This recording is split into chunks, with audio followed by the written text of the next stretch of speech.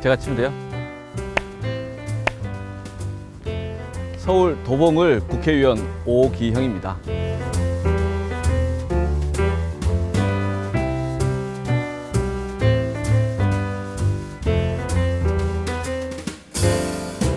저는 대한민국 변호사고 미국 뉴욕주 변호사 자격증을 땄는데 거기서 실제 일을 하진 않았습니다. 다만 이제 미국과 우리 한국 사이에서 합작 투자할 때 그런 업무에 일부 관여를 했고요. 저는 중국에서 6년 살면서 중국 제도를 보고 같이 중국 변호사랑 협력하면서 실제 한중 합작 업무를 좀 해왔습니다.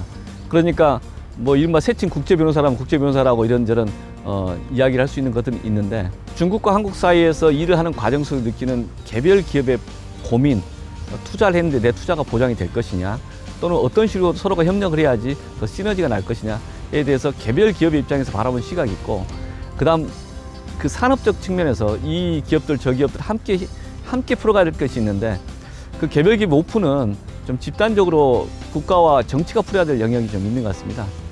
다양한 교류 협력하는 과정 속에서의 정치 영역, 특히 이제 그 정책 영역이 중요하다는 생각을 좀 했었고 이제 그러한 역할들을 좀 할 수 있는 기회가 있으면 하겠다 해서 이제 기회가 돼서 들어왔습니다.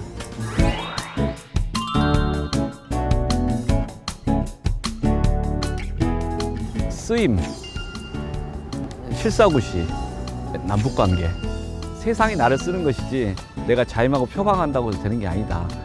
국민이 쓰고 시대가 쓰고 그럴 수 있으면 열심히 일하는 거고 소명의식 갖고 살아야 되는 거고 근데 쓰임의 기회가 있을 때 준비되어 있으면 역할을 하는 건데 준비되지 않았으면 이제 능력이 없어 그만둬야 되는 거고 그래서 제가 쓰임이라는 용어를 좀 새겨두고 있습니다.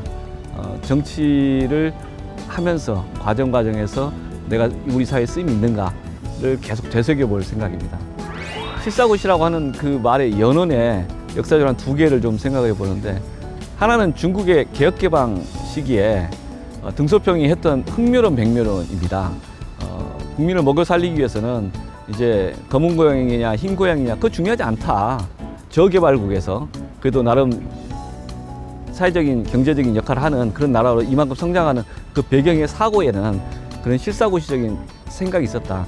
이 편향된 생각에 갇히지 않고 현실을 있는 그대로 직시하고 풀어나가는 거다. 지금도 이제 우리 사회가 해방 이후에 한 70년 역사를 거치면서 늘 새로운 문제가 나오고 그 새로운 문제를 풀기 위한 여러 가지 대응들을 해나가는데 그럴 때는 자기가 기존에 어느 집단에 소속했는가 자기의 개인적 경험이 무엇이었는가 거기에 갇혀서 현실을 재단하게 되면 현실을 보는 게 아니라 자기의 사고 속에서 현실에 대한 답을 왜곡되게 제안하는 경우가 있더라.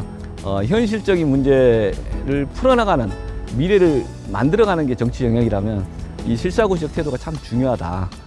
그래야 답에 조금 더 다가갈 수 있지 않을까 이런 생각을 합니다. 세 번째 키워드가 이제 저는 한반도 동북아 이런 말씀을 드렸는데 대한민국의 성장 가능성이 참 크구나. 또 다양한 대안들을 주변 국가와 협력하면서 만들어 나갈 수 있겠구나 라는 생각을 했었습니다. 몇 가지 예로 우리가 경제 발전하는 과정에서는 70년대는 미국과 수출하면서 이게 경제 발전했었죠.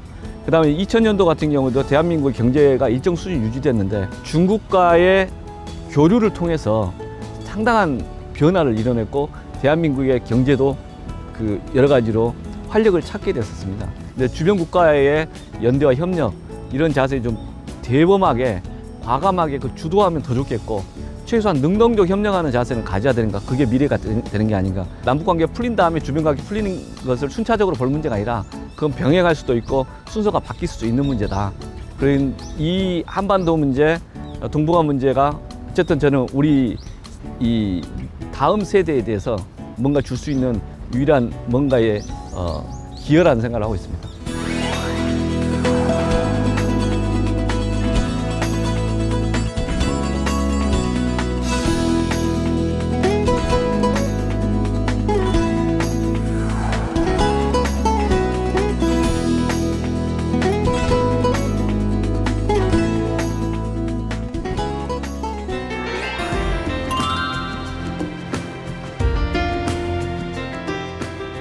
정치는 미래를 고민하고 미래를 기획하고 미래를 준비하는 활동이다 이렇게 저는 말하고 싶은데 전통적으로 이제 보면은 입법, 행정, 사법 이야기할 때 현재에 있는 상황을 유지하고 풀어가는 행정 영역이라면 입법 영역은 법을 만든다 이렇게 접근하기보다 우리 사회가 지금 당면하는 문제를 앞으로 미래지향적으로 어떻게 풀어나갈 것인가, 구조적인 이슈 또는 이제 여러 가지 사회적 이슈들을 함께 조율하고 합의를 이뤄내는 그런 과정이 정치 영역이고, 이제 정치 공간, 입법부라고 하는 틀 속에서의 정치 공간이 그걸 해야 한다고 생각합니다. 그래서 정치는 미래를 준비하고 기획하고 그것을 뭔가 만들어내는 것이면 그래도 역할이 있는 거다.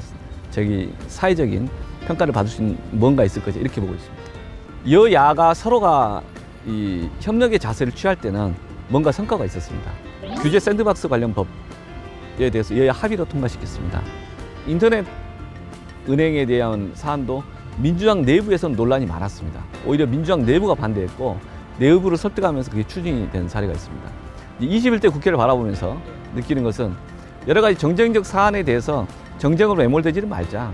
더불어민주당이 177석인데 상당히 많은 의석수를 갖고 있지만은 야당과 관계에서 좀 소통하면서 상식적으로 풀어나간다는 신뢰를 획득할 필요가 있고, 그 다음에 미래통합당의 경우에도 이 반대를 위한 반대보다는 좀 국민의 눈높이에서 동의해줄 건 동의해주고 국민의 눈높이 비판할 것은 확실하게 비판하는 그런 문화를 서로가 만들어가야 된다.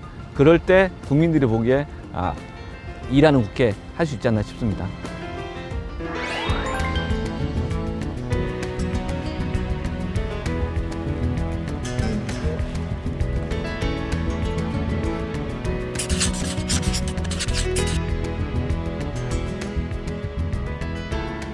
징벌적 손해배상이라고 하는 제도는 기업이 특히 조직적으로 활동하는 집단이 어떤 행위를 악의적으로 했을 때 그 결과로 이익이 가령 100이 나왔다. 그런데 그로 인해서 과징금을 10을 받는다 또는 벌금을 5를 받는다. 이러면은 10이나 5 정도의 손해를 보고 90이나 95를 가져가게 되는 그런 상황이 있을 수 있다는 거고, 실제 많이 목도한다는 겁니다. 이렇게 되면 법을 어기는 행위가 근절되기 어려울 거다.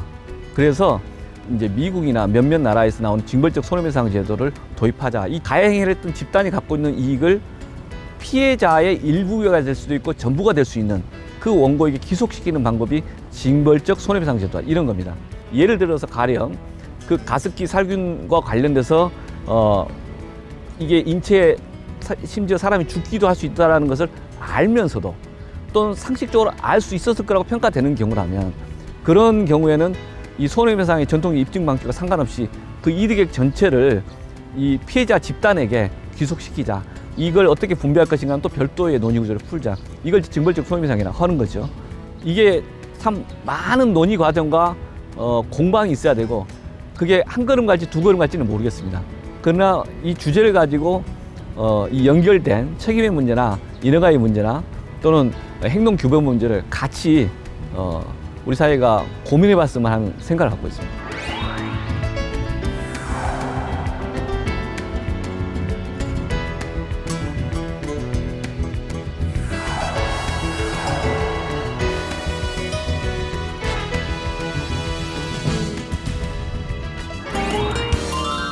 4년 뒤에 저에게 보내는 이런 메시지가 지금 이야기하는 건 참 오만하다. 그래서 이런 데서 고민을 안 해봤습니다. 지금도 그 이야기하는 게 저는 적절하지 않다고 봅니다. 스스로 최선을 다해서 하나라도 만들어내면 그게 사회적인 기여를 조금이라도 했다면 그게 다행이라고 생각하는데, 열심히 해보고 나서 평가받겠습니다.